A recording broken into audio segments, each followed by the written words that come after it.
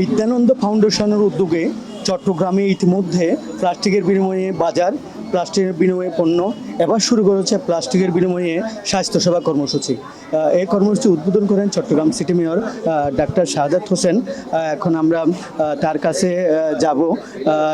এই প্লাস্টিকের বিনিময়ে স্বাস্থ্যসেবা কর্মসূচির মাধ্যমে চট্টগ্রামের প্লাস্টিক মুক্ত এবং চট্টগ্রামের যে গ্রিন এবং ক্লিন সিটি প্রতিষ্ঠায় কতটুকু সহায়ক হবে এবং এই কর্মসূচিকে তিনি কিভাবে দেখছেন? মনে করছি চট্টগ্রাম শহরটাকে আপনি যদি একটা ক্লিন গ্রিন করতে চান, তাহলে প্লাস্টিক, পলিথিন, ককশিট এগুলিকে না বলতে হবে। এবং এগুলো আজকে যে বিদ্যানন্দ ফাউন্ডেশন যে উদ্যোগ নিয়েছে প্লাস্টিকের পরিবর্তে পণ্য সামগ্রী, প্লাস্টিকের পরিবর্তে চিকিৎসা সেবা, আমি মনে করি it's a really good initiation. এই টাইপের ইনিশিয়েশন যদি প্রত্যেকটা জায়গায় ক্ষেত্রে যারা চট্টগ্রামকে নিয়ে চিন্তা করছে, বাংলাদেশকে নিয়ে চিন্তা করছে, তারা যদি কাজ করতে পারে, তাহলে সত্যিকার অর্থে চট্টগ্রাম একটি ক্লিন গ্রিন সিটিতে রূপান্তরিত হবে।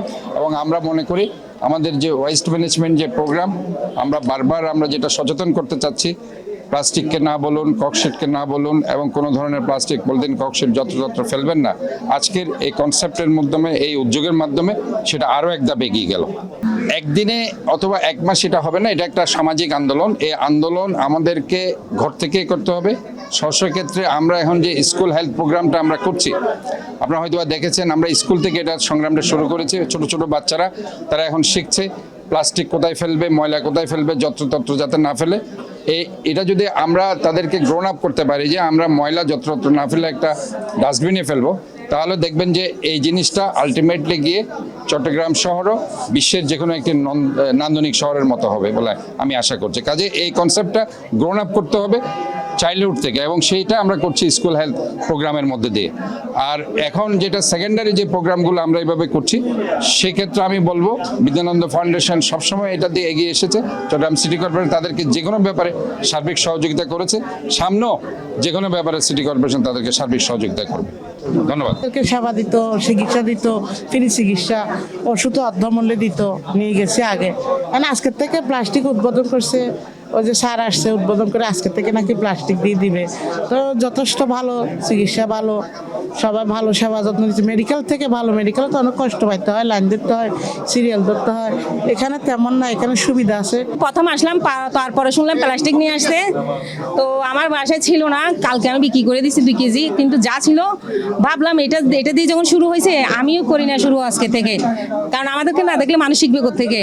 প্লাস্টিকগুলো কেন ফেলবে? প্লাস্টিকগুলো আনলে আমাদের দেশের জন্য উন্নত হয়, ভালো হয়। বাট এখানে প্লাস্টিক দিয়ে আমার ঘরের বাজারগুলো হয়, ওষুধও হয়, সব কিছু হয়। যে প্লাস্টিক দিয়ে আপনারা যে চিকিৎসা নিয়েছেন, ওষুধ পাইছেন, কেমন লাগে?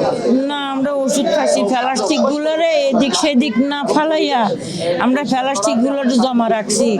তো রাখি তারপরে ডাক্তারের চিকিৎসা নিতে আসি, এখানে আসছি। ফ্রি চিকিৎসা, টাকা নেয় নাই আমাদের থেকে, ওষুধ দিছে। এখন আমরা ওষুধ খাইছি, ভালো চিকিৎসা, ভালো খাইছি। ডাক্তার দেখিয়েছেন? হ্যাঁ, ডাক্তার দেখাইছি, স্লিপ দিয়েছে, ওষুধ নিতে যাচ্ছে। এই সময় কারেন্ট গেছে, কারেন্ট আসলে ওষুধ নিব। আপনি কি প্লাস্টিকের ওষুধ নিয়েছি? হ্যাঁ, ভালো লাগতেছে, ওষুধ নিয়েছি, খুশি হলাম। প্লাস্টিকের বিনিময়ে স্বাস্থ্যসেবা, এটাকে আপনারা এই এলাকার সমাজসেবক হিসেবে কিভাবে দেখছেন?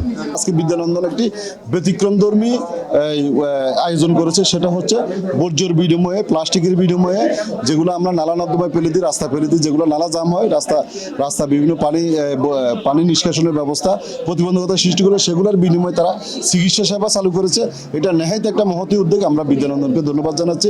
পাশাপাশি আপনারা যারা মিডিয়া কর্মীরা আছেন, আজকে আমরা দেখতে পাচ্ছি বিদ্যানন্দনের পাশে আপনারা আছেন, আপনাদের সবাইকে ধন্যবাদ জানাচ্ছি। আর 8 নং 16 নম্বর ওয়ার্ডের সর্বক্ষেত্রে আমি বিদ্যানন্দনকে দেখেছি, তারা সর্বময় সামাজিক কাজগুলো দায়িত্ব পালন করে আসছে। বিদ্যানন্দনকে ধন্যবাদ, আপনাদেরকেও ধন্যবাদ জানাচ্ছি। প্লাস্টিকের বিনিময়ে চিকিৎসা সেবা বিদ্যানন্দ ফাউন্ডেশনের উদ্যোগে যে কাজ শুরু করেছেন, আমরা এখন কথা বলবো এই বিদ্যানন্দ ফাউন্ডেশনের যিনি দায়িত্ব পালন করছেন জনাব জামাল উদ্দিনের কাছে, কিভাবে তারা এই কার্যক্রম সফল করবেন।